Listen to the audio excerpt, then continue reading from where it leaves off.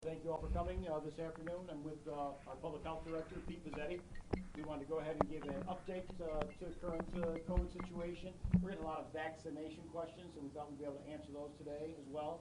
So we normally start with going over the numbers and the graphs and what the positivity rate looks like. So I'll let Pete go over some of that to start. Morning. So this, I believe, is our dashboard from yesterday, and as you can see, from a community health standpoint, I mean, this almost looks like a typo. If you go back just a month and a half ago, so really we were starting to see little time after the first of the year an uptick, and then quite a steep decline. So we're happy to see these numbers start to come down. Again, draw your attention to the test completed. 6 or 8 months ago, we would have never thought we were in we would be able to be here with that many tests. So that is really good news. In terms of percent positive results, this is from the New York State dashboard. So this, I wanted to point to a couple peaks here. If we look at the percent positive rate here right after New Year's, so this is Southern Tier, we see that peak, and that was predicted, as a result of holiday get-togethers and things. But then if you see how it kind of tails off pretty quickly, and then kind of where we're at today with that very low percent positive rate, this goes back to right about here in the fall. So it's been a long road here for those high numbers. So it's good to see those come down. Then this is the that one was Chemung County. This is Southern Tier. Same thing. If you see, you get that spike after the holidays, and a small one after Thanksgiving. But then again, you see right now how low we are percent positive wise. Same thing here. So it is good to see those numbers start to come down. It's certainly relieved the hospitals. It's relieved the health department team. I think it's relieved the public to see some of those public health prevention efforts really take hold. So if we look here at our Southern Tier numbers, and again, we were spoiled.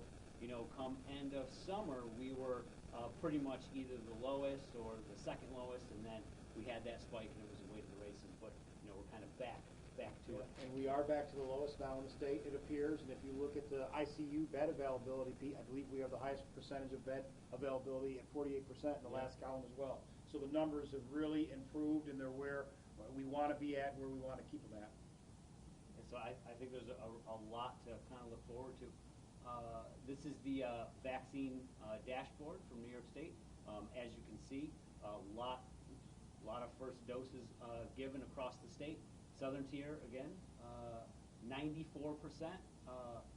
under the administered and received, which I think is fantastic.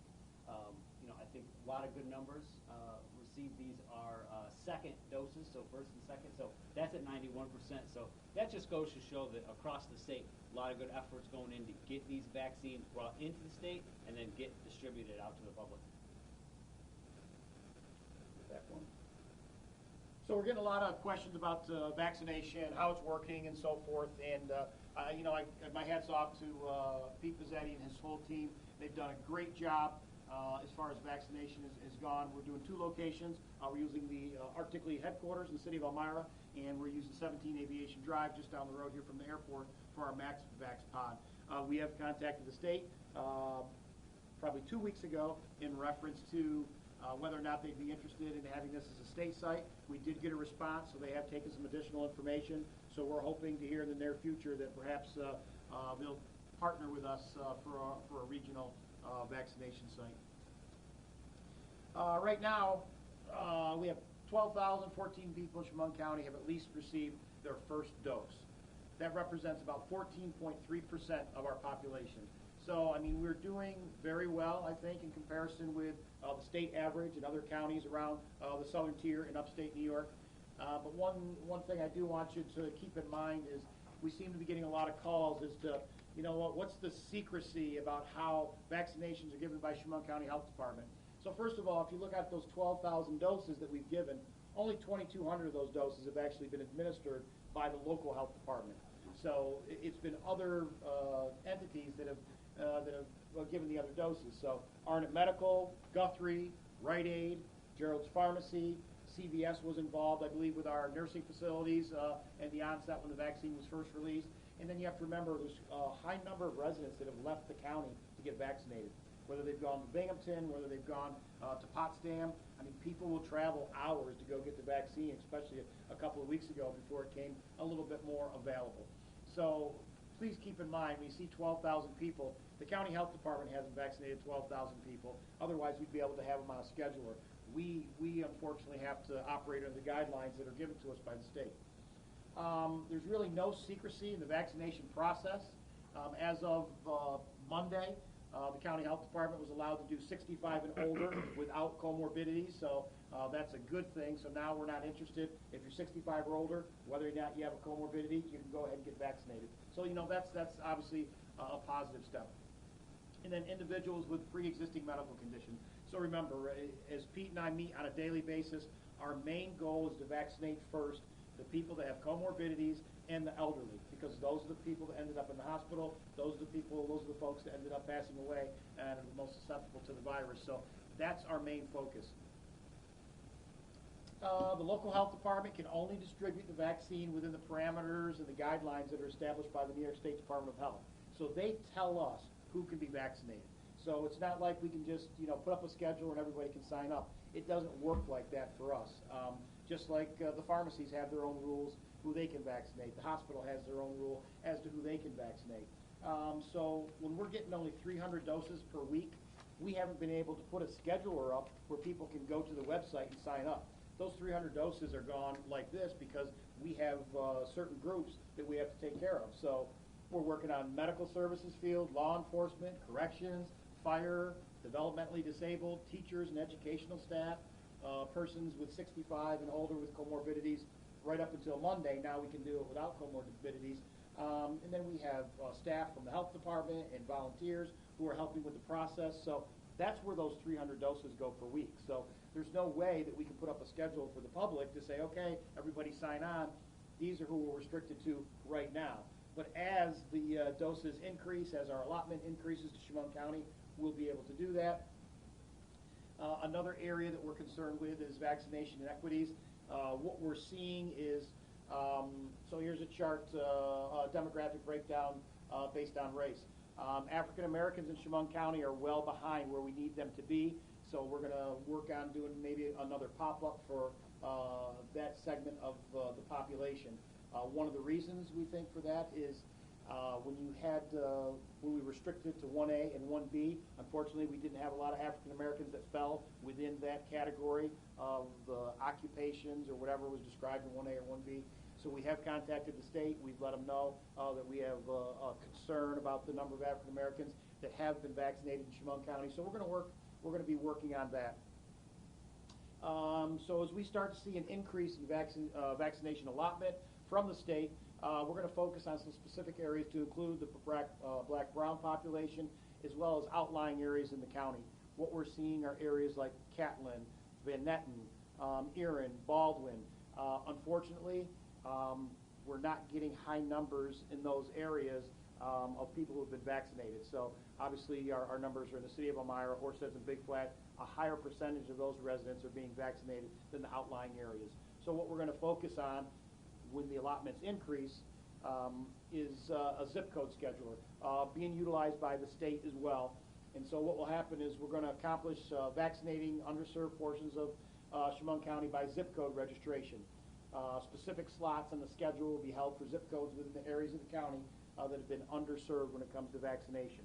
So as an example, Baldwin 14861, we'll be able to put in the scheduler and reserve 30 spots for the town of Baldwin. So when the scheduler opens up, what would happen is 30 of those spots, if you don't live in the town of Baldwin, you wouldn't be able to register for those spots. So that's how we're going to remedy attempting to hit some of these outlying areas that are being underserved right now. And our IT department's done a fabulous job. We just had a meeting with them this morning, and we always keep changing the rules of what we need for the scheduler, but they've really kept up. So my hat's off to Aaron Dowd and his team.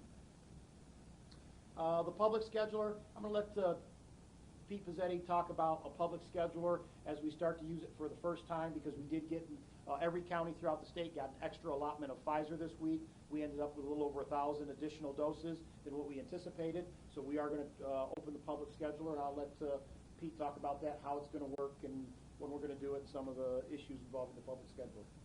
Thanks, Chris. So one of the things that the county executive I agreed on in the beginning is, let's not schedule our vaccine clinics until we have the vaccine in hand. And it really came in handy last week when, because of the weather, the vaccine shipments were delayed. So we're scheduled to get some additional vaccine doses tomorrow.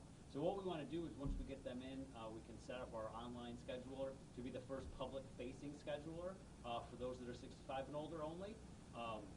You don't have to have comorbidities, but it will be restricted to 65 and older. And we're looking to have that put out as soon as we get the vaccine, hopefully tomorrow, for the vaccination pod to happen on Monday the 8th.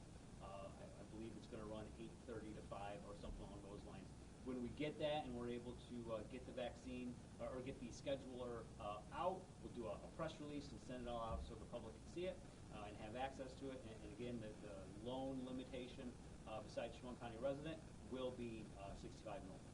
So we're excited to finally get to that point. We're doing a lot of work behind the scenes and coordinating groups to get groups in, the OPWDD, the essential workers. This way it gives us an opportunity to open up more of our allotment to the general population at 65 and older and really start to get to more of those higher risk people. So what you will do to find the scheduler, you just go to the county's website, and you'll be able to locate the scheduler. And let me reiterate what Pete has said.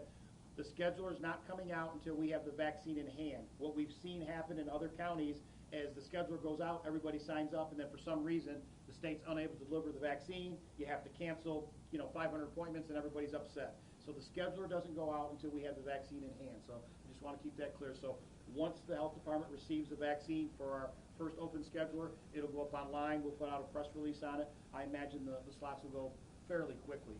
Another area, the health department, I want Pete to talk about maybe is the school district. So as there's talk of moving the 6-foot social distancing to 3 feet so we can get more kids back to school, one of the priorities there is to get the teaching staff vaccinated. So, and these guys have done a phenomenal job with the school districts. Pete, maybe you can touch on all the different, superintendents and school leaders that you've dealt with and what we've had to do to get that accomplished. So over the course of the COVID pandemic, one thing that the county executive, the health department, and the school districts have really done well with is communication.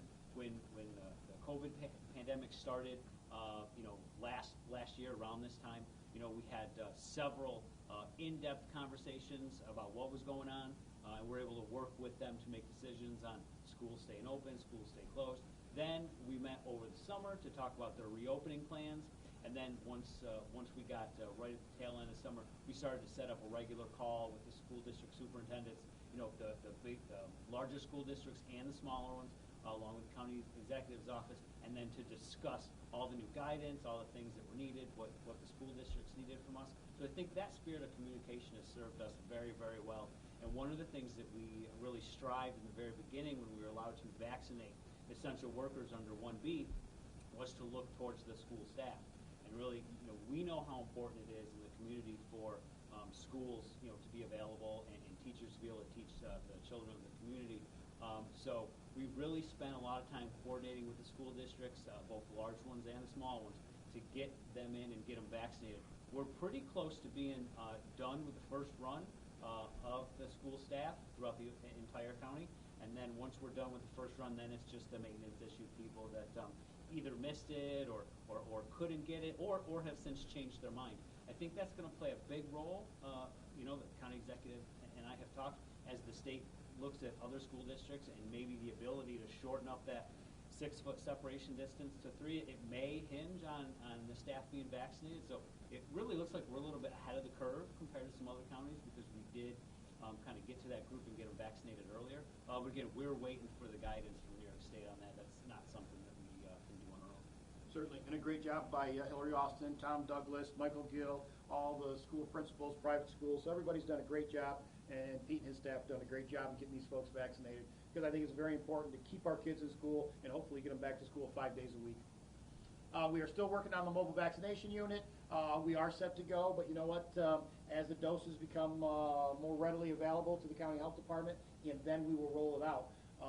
Our mobile unit will be focusing on group facilities and homebound residents. So right now, we were contacted by the state. Johnson & Johnson vaccine is available. Right now, they're going to utilize it for homebound folks. So what that means is you have to have some type of mobile team, and they have to go to places where obviously there's no transportation, so the folks can't get to the vaccination clinic. So we are working on that this week so that we can identify where all the homebound folks are throughout the county. And once we do that, obviously we'll assign that to the mobile unit. That's going to be a much slower process to be able to do 1,000 a day. You're talking about probably 2 to 3 people going home to home for some folks. And you know what, if we can go to senior centers and so forth where there's homebound folks there, we can do that. But that's something else we're working on. And group facilities, homebound residents is where we'll focus those efforts. But Pete and his staff have been working on the mobile vaccination unit for a couple of weeks now, so we're almost ready to roll it out. Wedding receptions, we just want you to keep in mind that testing for all patrons attending the event, capacity up to 150, has to be approved by the local health department, starts on March 15th. If you have a plan, please just send it to safetyplans@chemungcountynewyork.gov. Pete will get it assigned to somebody to review it and get back to you. Please don't wait to the last minute. If you're getting married on a Friday, don't send the plan on a Wednesday or Thursday. Have the courtesy to give the health department some time to look at it. Maybe in the next couple of weeks, who knows, maybe the parameters or the rules will change again, but right now, these are the rules the Department of Health tells us we have to follow. So if you could send the plans in advance, it would be greatly appreciated. Volunteers, if you have a skill set in clerical or medical field and you'd like to volunteer with any of our vaccination efforts, we could use your help, please. Send an email to COVID-19 at ChemungCountyNY.gov. And we'll reach out to you. I mean, we're looking for everything from whether you're helping parking, data entry, if you're a retired nurse, if you're interested. The community's help is what's made this successful so far. So if you'd like to assist, by all means, please reach out to us, and we'll have Vinny Azzarelli will reach out to you and see what you can do for us. We updated the dashboard. So, Vinny, I'm not sure how I can click on that link there so we can show everybody the new dashboard. So what people are interested in the vaccination, so we're going to add that to the dashboard, hopefully.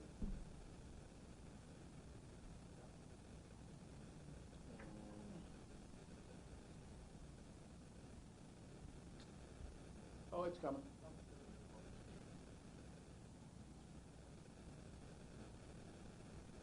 All right, so as you can see here, the new cases will still be there. The total vaccinations in Chemung County of the residents, and then you can get it by percentage of population. This is the total number of people that have been vaccinated throughout the southern tier, first dose versus second dose, and then we left some of the information we had before: active cases, deaths, hospitalizations, recoveries, and total tests. And total tests completed is very important, because testing is going to be the key to making sure that we keep the numbers where we want to keep them. And as we start to open up large-scale events, testing is going to be very important. So we're, again, waiting for guidance from the Department of Health and what direction that will go. But this is how the new dashboard, it will go online at noon today. It'll be updated daily like it normally is. So this is the new look to the dashboard. And basically this column over here is the new information being added, and it deals specifically with vaccination. Pete, anything on the new dashboard? We're really excited to be able to talk about this. You know, right now, you know, for the majority of the COVID pandemic, a lot of things were unclear, you know, as we kind of moved through it. But now that we're into vaccinations, you know, that's something that the local health department has planned for many, many years. So this is kind of our bread and butter. So to be able to get the vaccines into the county and get them distributed to the residents, we're very excited about that.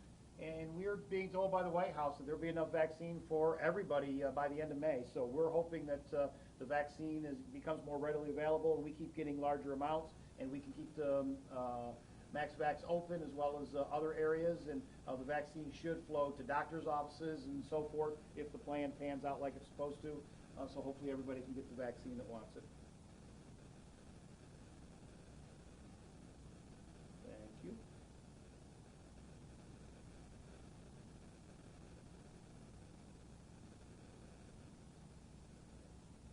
That's all right.